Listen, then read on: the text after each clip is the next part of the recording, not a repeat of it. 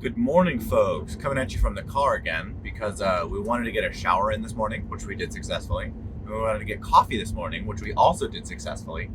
But that means that instead of being 15 minutes early, we're going to be like 2 minutes late, which luckily in a 90 plus 30 game means nothing at all. Those 2 minutes are not going to matter to me in the slightest as long as they don't disqualify me for not being there at the start. And yesterday, they started a bunch of the rounds like 10 or 15 minutes late, so it might not even be a problem at all. Um, I think we're gonna be okay. So I'm playing black against somebody rated 1071, something like that. I think his name is Varun. They posted the matchups a little bit earlier, which is nice. And he has a loss, a bye because there were an odd number of players, and then a loss again. So he's 1 out of 3 the same way that I am, but I have 2 draws and a loss, and he has 2 losses and a bye. A non-taken bye, which is why it's 1 point instead of half a point. It's black, so it's hard to get positions where you're super comfortable with exactly what you want to be doing. But we will see how it goes. We'll see how it goes.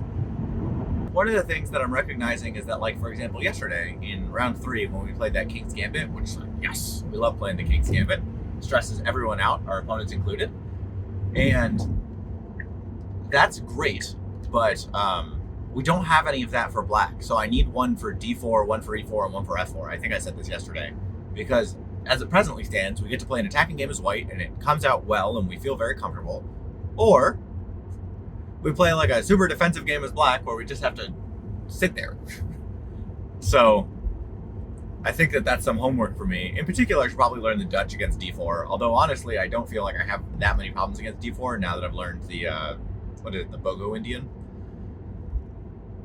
So we'll see. I'm in pretty good spirits today. I'm still contemplating whether or not I want to play Blitz tonight. You know, it just will have been like 2 entire days of chess if I do that. But last night I went home and I played Bullet, and I was playing Bullet, and I actually got a win against the highest rated player I've ever gotten a win against in Bullet. I was playing on Lee Chess, and I got a win against a guy rated like 2190 or something. Which is crazy because I'm only rated like 1600, so that's great. Anyways, I think that's all I have for you this morning. I hope you're all doing well, and I will show you the game and then talk to you after the game. Have a good one, guys. All right, so game 4 again. This is me coming at you from a couple weeks later because I had COVID, so I don't remember the game that well, but we're gonna figure it out together. So we're playing black against Varun, rated 10-11. He plays E4, we play E5. We've tried playing the Sicilian a little bit, hasn't worked out great for us. We don't know the French. We don't know all that stuff. So we E4, E5, knight F3, knight C6, and he plays C3 because he wants to play D4. So this is apparently what's called the Ponziani, and our opponent was very familiar with this. I wasn't really sure what I wanted to do, so I played knight F6, which is fine, I think, and our opponent plays D4. Apparently the critical line here is to play knight takes E4, and then if takes, then the computer's telling me that I should play bishop c5. Like you ignore that, you threaten this pawn, like there's, then your opponent has to play bishop e3, you trade, like this is all this is obviously good for black, but we didn't know any of that. So we played e takes d4, which is that's always the thing that I do when my opponents like set up like this, and I think that that's bad for us. I think that we should stop acquiescing to that. But it's what we were comfortable with, so it's what we did. Then our opponent played e5. They did not take back this pawn, so we played knight e5, which is apparently fairly normal. And our opponent plays c takes d4. So now our opponent has a really strong center here. We're attacking the center, and the question is, are these pawns strong or are they weak? Now, right now, this knight is in the way, so we're going to need to back him up. But then to do that, we have to get our bishop out, and it's a whole rigmarole here. So we play bishop b4 check because we do want to get this bishop out, and eventually we might be able to rotate this knight here, be able to push, and then things will be getting better. Opponent plays bishop d2, and we play d6, which is correct. We don't mind if our opponent takes, then we can take with either knight, and things will be fine. And our opponent plays bishop b5, pinning our knight to our king now that we've played here. I think taking here doesn't do us any good because then takes. Our opponent can even take and take. That's not quite right. I think that if we took here, there's some concern that eventually our opponent's going to be able to prevent us from castling. The computer doesn't hate it for us, but we play bishop d7, which is fine. We're just kind of curling into a ball. Again, I need to find something that's more enterprising against these systems from white. And our opponent plays queen b3. which attacks this knight, and it puts a double threat on the bishop. The only reasonable response here is to take the bishop, right? Then our opponent plays knight bd2, and we play knight b6.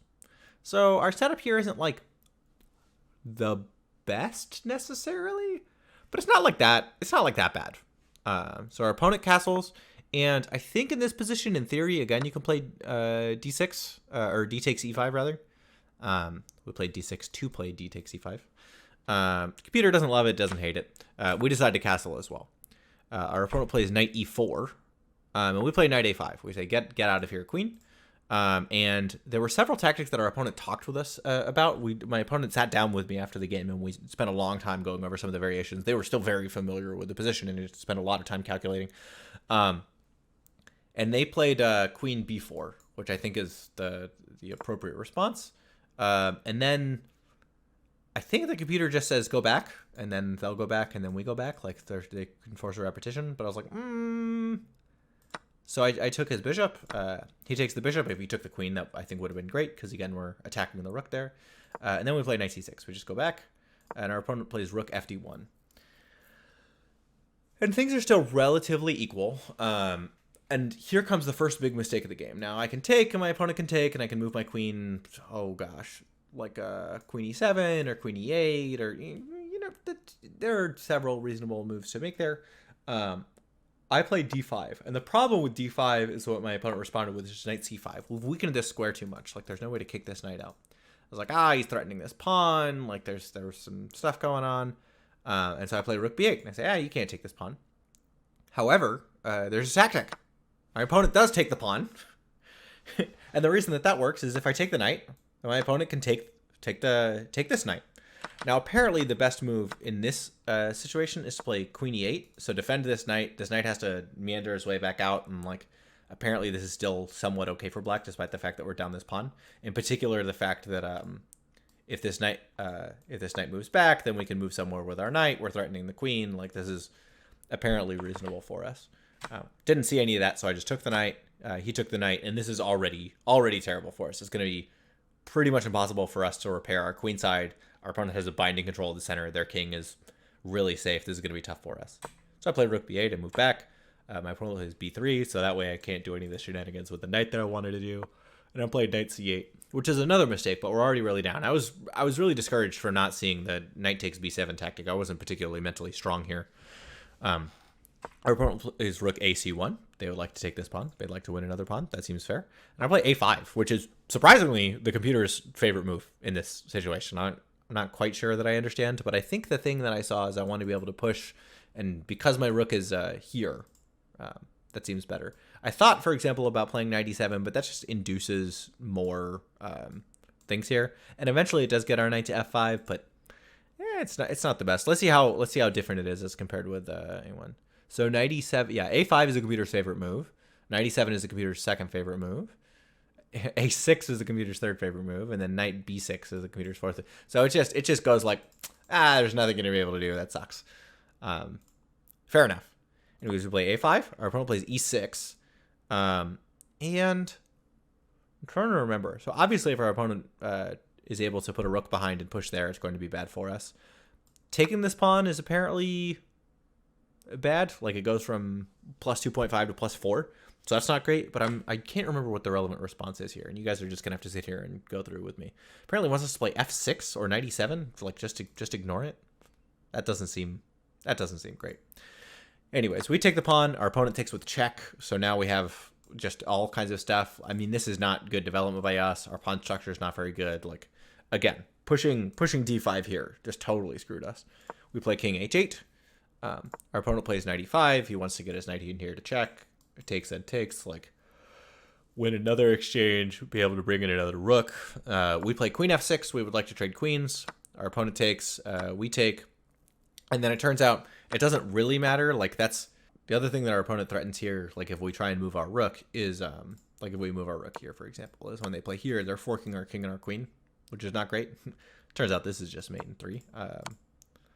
So it's this is not illustrating the point well. Let me back up. So if we play something other than queen f6, the other problem we have is that this knight is forking these two rooks. Or this knight, if this square isn't defended, is forking the king and the queen. So just this knight is totally devastating, and we don't really have anything that prevents it from getting into both of these squares because the queen is so well placed. So we play queen f6. Our opponent takes, we take, and then even though we took with the rook, because you can take with the pawn, but then this is a fork of the two rooks, or you can take it with the rook like we did, and then this is a fork of the two rooks. So I move my rook here. He takes the rook. I move back. And then it's just a matter of like, okay, can we try and get stalemated? Is there any kind of like back rank weakness that we can have? So I start moving my knight because it's like, okay, well, maybe I can do something against this f2 pawn, or maybe I can control one of the open files. My opponent doubles up, which seems smart. We play h6 so that way we don't get back rank mated if we want to be able to move our rook. We're playing solely to our outs at this point because it's +8. We're just getting destroyed. Our opponent plays g3, so now there's no back rank checkmate. So I play king h7 because I don't want to get checked when this rook comes down here, because then I can just move my rook away. If I play, something else like knight here, then when this comes, it forces a trade of rooks. Because if I don't take, then my opponent just takes my rook. So we play king h7. Our opponent plays here. They want to get rid of this pawn. They're attacking this pawn. We play rook f8. We'd like to get attack here. Our opponent takes that pawn. We move our knight. Our opponent threatens checks here. We take there, check here, move back. And then I was trying to figure out, there were several different problems we have here. In particular, like this is made and this is made. And I think I need to move like knight f6, I think maybe keeps hope alive, even though it's +58. But I play rook f8, and then it's a very obvious checkmate in 2, which our opponent plays. So not great from us. And if we look at what the computer thinks, it thinks he played 92.7 accuracy, and we played 77.1.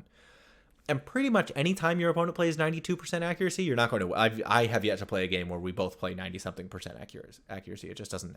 I think I played one super boring drawish game where we both traded all the pieces right away, like 5 years ago or something. Like I've never at a tournament played a game where both sides played super accurately. So in this circumstance, our opponent just really understood the opening. We hadn't really seen it before. We allowed them to get strong central control, and then we didn't needed to defend accurately. We didn't. And as soon as a single tactic happened, I kind of just collapsed emotionally. It was not a great showing from us. It happens sometimes. Okay, so it is 12:20. Round started at 10 a.m. I was playing Varun, who's rated like 1071, but I talked to him afterwards, and he's rated like 1800 on Blitz on chess.com. So not really appropriately rated. He learned how to play as a kid and played in some tournaments and then took a bit of a hiatus, so definitely underrated. But that's the nature of these things. He has to, in order for him to gain rating points, somebody has to lose rating points, and I guess that's going to be me. It was interesting. So we played what is apparently a Ponziani. It was fine. The opening was okay. There was some stuff to figure out. No big deal. Some of the things that he had talked about before, I had heard before, because there's a, what's his name? There's a guy from the St. Louis Chess Club with like short, spiky hair who is a aficionado of the Ponziani. As is, I think, Eric Hansen.